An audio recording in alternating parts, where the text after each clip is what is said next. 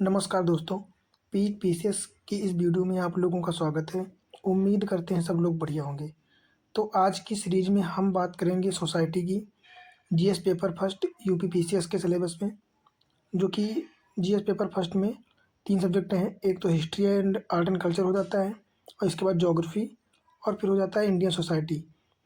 तो बहुत सारे एस्पिरेंट्स गलती क्या करते हैं कि चूँकि हिस्ट्री और ज्योग्राफी जो है ये प्रीलिम्स में भी सिलेबस में सेम टू सेम है, तो इस पे बहुत ज़्यादा फोकस कर लेते हैं और एग्ज़ाम के टाइम थोड़ा-सा जो है फोकस इस पे कम हो पाता है इंडियन सोसाइटी पे। तो हम इस वीडियो के माध्यम से, इस वीडियो सीरीज़ के माध्यम से जो है इंडियन सोसाइटी का पूरा सिलेबस कंप्लीट करेंगे। चूँकि इसमें जो है 200 नंबर का जो है पेपर होता है, जिसमें बात करें इंडियन सोसाइटी की, तो इसमें 5 से 6 क्वेश्चन जो है, 3 क्वेश्चन बड़े 12 नंबर वाले और बाकी 3 क्वेश्चन जो हैं छोटे आते हैं 8 नंबर वाले। तो इन टोटल मिला के अगर एवरेज की बात करें, तो एवरेज इंडियन सोसाइटी का केवल हो जाता है लगभग 50 प्लस क्वेश्चंस नंबर का, है ना? तो 50 से 60 नंबर, जो कि एक बहुत बड़ी बात है। तो ये आपके स्कोर को बिल्कुल बूस्ट करने वाले हैं। और ये सब्जेक्ट एक ऐसा सब्जेक्ट है क्योंकि इसमें केवल जो है 4 ही टॉपिक हैं, जो बहुत कम समय में बहुत अच्छे से आपको रिजल्ट देने में मदद करेंगी। तो हम लोग सबसे पहले देखेंगे इसका सिलेबस और फिर देखेंगे पिछले 5 सालों के क्वेश्चन पेपर देखेंगे कि जो है कितने नंबर के और किस प्रकार से आते हैं, चूँकि प्रूफ भी दिखाएँगे आप लोगों को। तो इसके सिलेबस की बात करें तो इसमें 4 पॉइंट दिए गए हैं, जो कि मतलब मोटे-मोटे दिए गए हैं। बाकी देख लेते हैं हम लोग। हिंदी में देखना हो तो यहाँ से देख सकते हैं कि पहला क्या हो जाएगा। पहला पॉइंट ये भारतीय समाज की मुख्य विशेषताएँ, है ना? भारतीय समाज की मुख्य विशेषताएँ और भारत की विविधता, ये एक पहला पॉइंट हो जाएगा। अगला हो जाएगा महिलाओं की भूमिका और महिला संगठन, जनसंख्या एवं संबंध मुद्दे, गरीबी और विकासात्मक मुद्दे तथा शहरीकरण, उनकी समस्याएँ और उनके रक्षोपाय। अगला तीसरा पॉइंट हो जाएगा भारतीय समाज पर भूमंडलीकरण, है ना? ग्लोबलाइजेशन का प्रभाव। और फिर बात करें तो सामाजिक सशक्तिकरण, संप्रदायवाद, क्षेत्रवाद और धर्मनिरपेक्षता। बस इतना सा सिलेबस जो है भारतीय समाज का है। अगर बात करें इसमें तो ये एक टॉपिक ये हो जाएगा छोटा और ये हो जाएगा। इसी प्रकार टॉपिक हो जाएंगे अपने। तो सिलेबस देख लिया हम लोगों ने। अब हम लोग देखेंगे पिछले 5 सालों के जो है प्रीवियस ईयर क्वेश्चंस कि किस प्रकार के क्वेश्चंस आ रहे हैं। फिर उस हिसाब से हम लोग देखेंगे कि कौन कौन से टॉपिक को कितना ध्यान देना है। तो देख लेते हैं प्रीवियस ईयर क्वेश्चंस।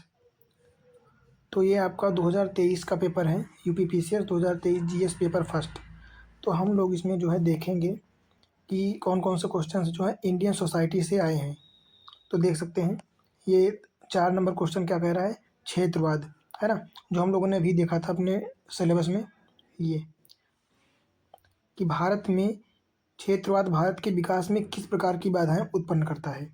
अगला क्या हो जाएगा क्वेश्चन कि बेरोजगारी भारत में व्याप्त निर्धनता का एकमात्र कारण है ना? जो बेरोजगारी है ये क्या है, एकमात्र कारण है गरीबी को बढ़ावा देने के लिए। और अगला क्वेश्चन क्या दिखाया गया है कि क्या आप सहमत हैं कि भारत में महिलाओं के प्रति अपराधों में वृद्धि हो रही है। तो वर्तमान के जो है वर्तमान परिप्रेक्ष्य के बारे में पूछ रहा है, महिलाओं के बारे में, जो कि इंडियन सोसाइटी के क्वेश्चंस हैं। तो यहाँ पे 3 क्वेश्चन दिए गए हैं, ये जो कि 8-8 नंबर वाले हैं, है ना? तो 24 नंबर का यहाँ से हो गया। बाकी बड़े क्वेश्चंस में देख लेते हैं। तो यहाँ पे 3 क्वेश्चन और दिए गए हैं कि महिला सशक्तिकरण में महिला संगठनों की जो है भूमिका पूछी गई है ना? Women organisations. और क्या है, शहरीकरण, अर्बनाइजेशन। सीधे टॉपिक से क्वेश्चन उठाया गया है वहीं से। तो शहरीकरण की प्रक्रिया समाज के लिए विकास या विनाश क्या है ना? शहरीकरण जो है ये समाज के लिए अच्छा है खराब है। हालांकि अच्छा और खराब दोनों प्रकार से हो सकता है, किसी एक पे तो नहीं मत जा सकता अपना। अगला क्या है, भारत में आंतरिक मानव प्रवास के कारणों एवं परिणामों की व्याख्या कीजिए, है ना? आंतरिक प्रवास का तात्पर्य मतलब किसी भारत के ही अंदर एक एक राज्य या एक स्थान से दूसरे स्थान पर जो है प्रवास करना।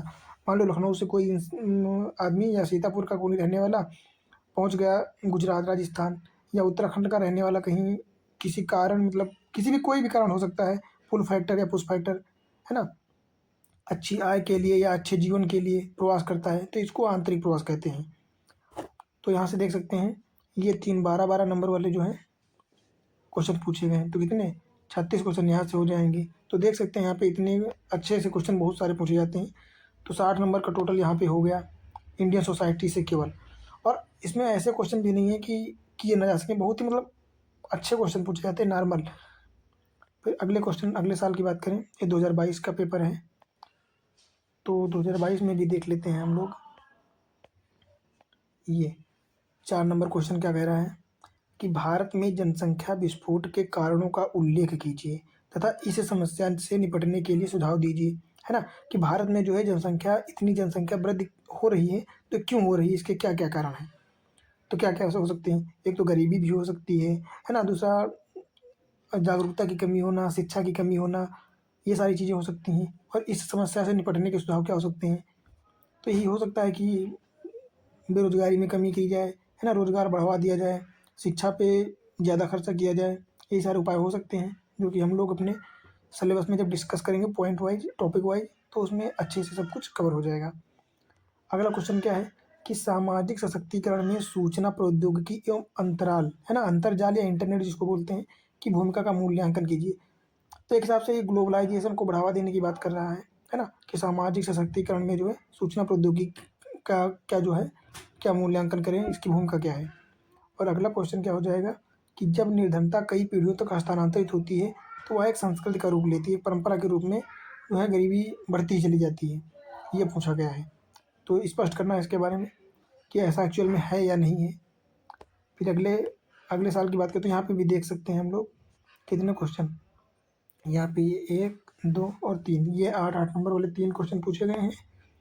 और सेक्शन बी की बात करें तो यहाँ पे भी पूछे गए हैं 4 क्वेश्चन, देख सकते हैं। भारतीय समाज में निरंतरता एवं परिवर्तन के कारकों पर प्रकाश डालिए, है ना। इनके कहने का मतलब ये है कि भारतीय समाज जो है इसमें निरंतरता भी है ना, कि जो पहले चीज़ें थी वो अभी भी बनी हुई हैं अपनी जगह पे, पूरा रूप से परिवर्तन नहीं हुआ है, एवं परिवर्तन भी हुआ है। तो इनके कहने का कारण ये है, मतलब मान लीजिए कुछ चीज़ें जो हैं वो निरंतर चली आ रही हैं। जैसे क्या हो गया, जैसे विविधता में एकता हो गया, है ना। और जाति धर्म को अपने जाति को संरक्षित करने का या अपने धर्म को बढ़ावा देना, शिक्षा को बढ़ावा देना, ये सारी चीज़ें चलती आ रही हैं। और परिवर्तन क्या आया है, परिवर्तन ये आया है कि प्राचीन काल में जो बुराइयां थी, जैसे दास प्रथा हो गया, सती प्रथा हो गया, है ना, विधवा विवाह ना होना, ये इन सब चीज़ों में परिवर्तन होता चला गया है ना। और क्या परिवर्तन हुआ है देखें तो देख सकते हैं कि पहले जहाँ पे उच्च जाति निम्न जाति इस प्रकार के वर्ग विभाजन थे, जिनका जो है वर्तमान में उनका महत्व बहुत ज़्यादा कम हो गया है। सबको समानता दिखाई जा रही है ना। संविधान में भी देख सकते हैं 14 से 18 आर्टिकल के रूप में समानता को बढ़ावा दिया गया है। तो ये सब परिवर्तन आते जा रहे हैं। और निरंतरता की बात करें तो देख सकते हैं कि विविधता की बात करें तो अपन मतलब धार्मिक रूप से अपनी चीज़ें बढ़ावा देने का भी अधिकार सभी के पास है ना। तो इस प्रकार जो है निरंतरता तो बनी ही है, साथ में परिवर्तन भी आ रहा है, जिसको कहते हैं मॉडिफिकेशन। फिर अगला बात करें तो वैश्वीकरण एवं निजीकरण को परिभाषित कीजिए, है ना, ग्लोबलाइजेशन एंड प्राइवेटाइजेशन। और क्या हो जाएगा, इन दोनों के उद्देश्यों को प्रकाश डालिए, है ना। तो वैश्वीकरण का तात्पर्य ये होता है कि अपनी चीज़ों को अन्य देशों से मतलब इंटरकनेक्शन कहते हैं इसको एक हिसाब से, है ना। मान लेते हैं वैश्वीकरण की बात करें तो जब से 1991 में रिफॉर्म्स आया है ना, एलपीजी वाला, तब से अपने देश की चीज़ें अन्य देशों में और वहाँ से आयात निर्यात में भी बढ़ावा मिल रहा है ना। ऐसा नहीं है कि अन्य देशों की चीज़ें भारत में ही आ रही हैं, भारत की भी बहुत सारी चीज़ें जो है बाहर जा रही हैं।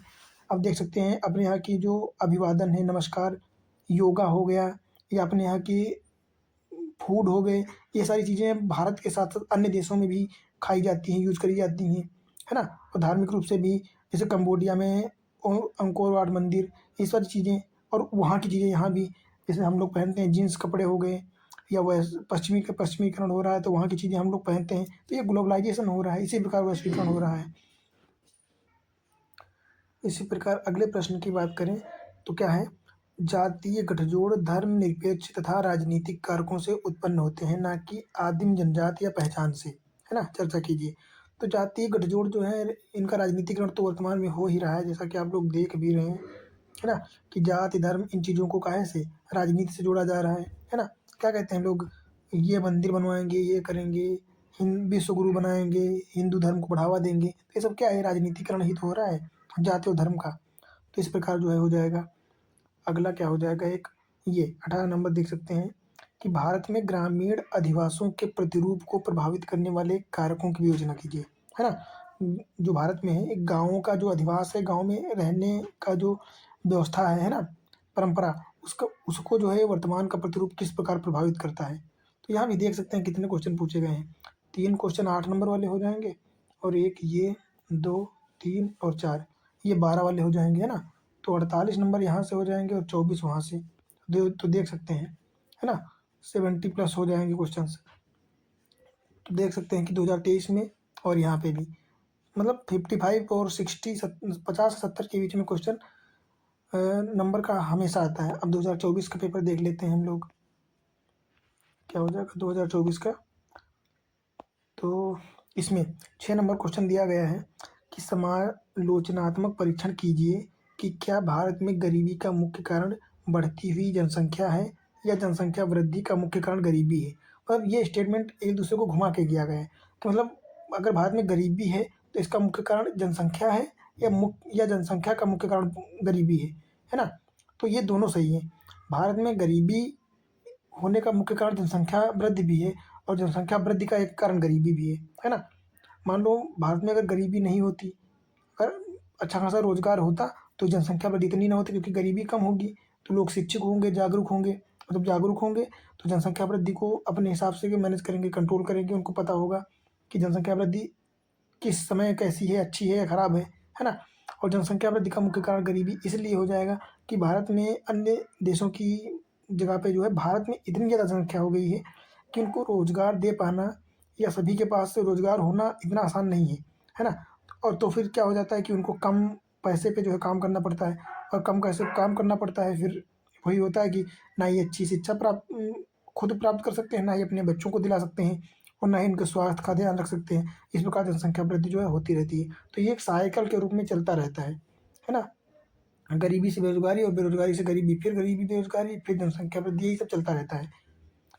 तो यहाँ पे अगला क्वेश्चन देखें अगर, तो ये भारतीय शिक्षा के क्षेत्र में पाश्चात्य प्रभावों का आलोचनात्मक परीक्षण कीजिए, है ना।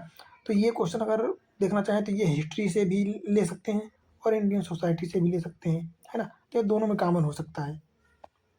बात करें अगले प्रश्न की, तो सांप्रदायिकता, है ना, काहे की बात करें, कम्युनलिज्म की बात कर रहा है यहाँ पे, कि सांप्रदायिकता के संदर्भ में राष्ट्र और नागरिकता के प्रत्यय का समालोचनात्मक परीक्षण कीजिए, है ना। ये भी कहाँ से है, इंडियन सोसाइटी का है, जो कि कितने 12 नंबर का है। अगला प्रश्न है ये, अभी सेम पूछा गया था इसके ऊपर, क्या पूछा गया था वहाँ पे, वैश्वीकरण और प्राइवेटाइजेशन पूछा गया था। तो यहाँ पे देख सकते हैं कि उदारीकरण पूछा गया है। ऐसे क्वेश्चन नॉर्मल आते हैं कि अगर आपने सिलेबस को अच्छे से एक बार पढ़ा है तो आराम से हो जाएंगे, रटने वाली कोई इसमें चीज़ें नहीं है। तो क्या कह रहा है, उदारीकरण क्या है। उदारीकरण ने भारतीय सामाजिक संरचना को किस प्रकार जो है प्रभावित किया है। तो ये सारी चीज़ें, ये सारे टॉपिक हम लोग अपने सीरीज में देखेंगे। हालांकि अभी यहाँ पे डिस्कस कर लेते हैं बस। अगला प्रश्न क्या है, विपरीत प्रवास क्या है। कोविड-19 लॉकडाउन के दौरान उत्तर प्रदेश की अर्थव्यवस्था और सामाजिक व्यवस्था पर इसका क्या प्रभाव पड़ा।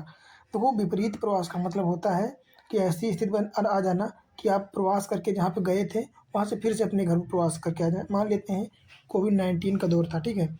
तो उसके पहले लोग अच्छी रोजगार और अच्छे पैसों के लिए जो है बाहर गए थे प्रवास करके, ठीक है। मान लेते हैं कोई आदमी एक है यूपी का, जो कि राजस्थान या गुजरात में काम करने के लिए गया है, ठीक है। कहाँ पे गया, गुजरात। और अचानक से क्या हुआ, लॉकडाउन लग गया कोविड-19 आने के कारण। तो कोविड-19 लंबा चल गया, समझ लो सही से पूरा 1 साल चल गया। तो ऐसे में क्या हुआ कि जो लोग थे, चूँकि कोविड-19 होगा और लॉकडाउन था, तो ऐसे में बाहर लोग निकल नहीं सकते थे, अपना काम कर नहीं सकते थे, है ना, रोज़गार पा नहीं सकते थे।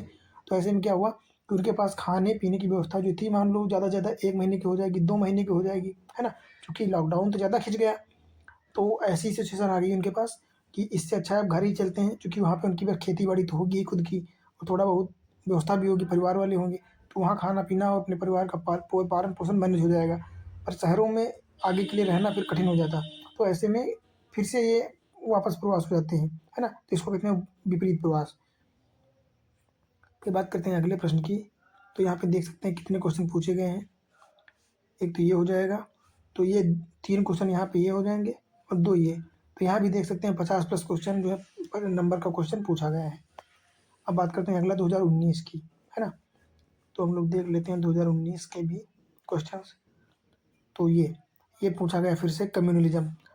आप देख सकते हैं कि 3-4 सालों के पेपर्स हम लोग डिस्कस कर चुके हैं, इसमें मतलब 3 सालों में जो है सांप्रदायिकता से एक क्वेश्चन पूछा ही गया है। तो ये कितना ये बहुत ज़्यादा इंपॉर्टेंट हो जाएगा कम्युनलिज्म। क्या कह रहा है क्वेश्चन? सांप्रदायिक हिंसा धार्मिक कंटरपंथियों द्वारा भड़काई जाती है, असामाजिक तत्वों द्वारा प्रारंभ की जाती है, राजनीतिक कार्यकर्ताओं द्वारा प्रोत्साहित की जाती है, निहित स्वार्थों द्वारा वित्त पोषित होती है। टिप्पणी कीजिए, है ना। तो ये सांप्रदायिकता के बारे में जो है बात करता है। तो ये सब हम अपने सीरीज में देखेंगे टॉपिक वाइज, है ना। अभी देख लेते हैं कि कहाँ से क्वेश्चन जो है किस प्रकार के आ रहे हैं। अगला क्या हो जाएगा कि भारत में स्त्रियों की बदलती परिस्थिति का मूल्यांकन कीजिए, जो कि रिपीट क्वेश्चन है ना। 2023 या 22 में सेम क्वेश्चन पूछा गया था कि वर्तमान में महिलाओं की जो है स्थिति क्या है, और ये शहरीकरण से भी पूछा जा चुका है। तो यहाँ पे क्या पूछा गया है 6 नंबर क्वेश्चन में कि शहरी समस्याओं के समाधान की विवेचना कीजिए, है ना। कि शहरों में जो है किस प्रकार की समस्याओं को झेला जा रहा है, कौन कौन सी समस्याएं जो है फेस की जा रही हैं, तथा उनको किस प्रकार से निपटाया जा सकता है, उनको किस प्रकार से ख़त्म किया जा सकता है। तो यहाँ पे पूछा गया है ना, समाधान पूछा गया है। अगला बात करें अगर, तो अगला क्वेश्चन क्या हो जाएगा, ये धर्मनिरपेक्षता अभिमुखन व व्यवहार के एक समुच्चय के रूप में उदारवादी लोकतांत्रिक भारत के भविष्य के लिए अपरिहार्य है ना। कि धर्मनिरपेक्षता जो है ये आवश्यक है, बहुत ही सही चीज़ है। तो डिस्कस करना है हम लोगों को कि एक्चुअल में है या नहीं है। अगला क्या है कि भारतीय महिलाओं पर भूमंडलीकरण, है ना, ग्लोबलाइजेशन के प्रभावों की विवेचना उपयुक्त उदाहरणों के साथ कीजिए। तो यहाँ पे ग्लोबलाइजेशन की बात की गई है, और सेम टू सेम देख सकते हैं यहाँ पे ये महिलाओं के ऊपर प्रभाव पूछ रहा है। और अगला दूसरा क्वेश्चन क्या है कि वैश्वीकरण क्या है ना। यहाँ पे पूछा गया ग्लोबलाइजेशन क्या है, भारतीय सामाजिक संरचना पर इसके प्रभाव, और ऊपर पूछ लिया गया ये। तो देख सकते हैं 25 नंबर का क्वेश्चन है, दोनों सेम क्वेश्चन है ना। ग्लोबलाइजेशन के बारे में पूछा गया है। और अगला प्रश्न की बात करें तो बस इतने ही। तो यहाँ पे कितने हो जाएंगे, 1 2 ये हो जाएंगे, और 3, और इधर ये हो जाएंगे 3 छोटे वाले, है ना। तो 24 नंबर के ये हो जाएंगे, 36 नंबर के उधर के हो जाएंगे। तो देख सकते हैं 60 नंबर का ये भी हो जाएगा, है ना। तो आप देख सकते हैं कि कितने क्वेश्चन पूछे जाते हैं। अगर मोटा मोटा देख लें राउंड फिगर में, तो 2023 में कितने 6 क्वेश्चन पूछे गए हैं, जो कि कितने 60+ क्वेश्चन नंबर के हैं। और 2022 की बात करें तो यहाँ भी 6। अरे 2024 में एक क्वेश्चन कम पड़ा है, यहाँ पे लगभग 55 के में पूछा गया है, 50+ के बारे में। और अगला बात करें अगर 2020-19 में, तो यहाँ पे तो 60+ क्वेश्चन नंबर का क्वेश्चन जो है पूछा गया है। तो आप देख सकते हैं कि इस सेक्शन को आप छोड़ नहीं सकते हैं, है ना। क्योंकि एस्पिरेंट्स गलती ये कि ये कर देते हैं कि मान लेते हैं जीएस पेपर फर्स्ट में कितनी सब्जेक्ट हैं, एक तो हो जाएगा हिस्ट्री, दूसरा हो जाएगा ज्योग्राफी, है ना, और ये हो जाएगा इंडियन सोसाइटी। तो सोच सकते हो आप 60 से 70 नंबर का अगर क्वेश्चन यहाँ पे आ रहा है, और ये सिर्फ ज़्यादा नहीं, बहुत ही कम पॉइंट टू पॉइंट सिलेबस पढ़ के आराम से 60 कवर किए जा सकते हैं क्वेश्चन। बाकी लोग चूँकि हिस्ट्री और ज्योग्राफी जो है प्रीलिम्स में भी पढ़ा जाता है, तो स्टूडेंट्स इसी पे एस्पिरेंट जो है ज़्यादा फोकस कर लेते हैं, इसको उतना वरीयता नहीं देते हैं, जबकि इसको भी अच्छा खासा वेटेज दिया जाना चाहिए, है ना। जो कि आप लोगों ने अभी देख ही लिया है कि 60 से 70 नंबर का जो है क्वेश्चन प्रत्येक वर्ष आता ही है, और इसमें क्वेश्चन रिपीट बहुत ज़्यादा होते हैं, है ना। इंडियन सोसाइटी में हर साल कहीं कम्युनलिज्म ले लिया गया, कहीं ग्लोबलाइजेशन ले लिया गया, तो कहीं प्राइवेटाइजेशन से पूछ लिया गया, है ना। कहीं सेकुलरिज्म से पूछ लिया गया, धर्मनिरपेक्षता से, तो कहीं पूछ लिया गया महिलाओं पे इसके प्रभाव, कहीं भारतीय विशेषताएं, है ना। तो ये ज़्यादा क्वेश्चन कठिन नहीं है, आराम से हो जाने वाले हैं। तो एक बार हम लोग अपना फिर से डिस्कस कर लेते हैं सिलेबस, और फिर देखते हैं किस चीज़ पे कितना फोकस करना है। तो यहाँ पे ये है ना, ये भारतीय समाज की मुख्य विशेषताएं, भारत की विविधता, और क्या हो जाएगा महिला, ये हालांकि इसमें थोड़ा सा यूपी पीसीएस में यहाँ से क्वेश्चन जो है उतने नहीं पूछे गए हैं जितने नीचे के सेक्शन से पूछे गए हैं। इंपॉर्टेंट ये भी है, पर इसलिए उतना नहीं है। फिर अगला क्या हो जाएगा, महिलाओं की भूमिका और महिला संगठन। तो ये महिलाओं की भूमिका कितनी बार पूछी जा चुकी है, अभी देखा है आप लोगों ने, है ना। और कहाँ से क्वेश्चन सबसे ज़्यादा पूछे गए हैं? एक तो गरीबी और विकासात्मक मुद्दे से पूछे गए हैं, हालांकि सब कहीं से पूछे गए हैं।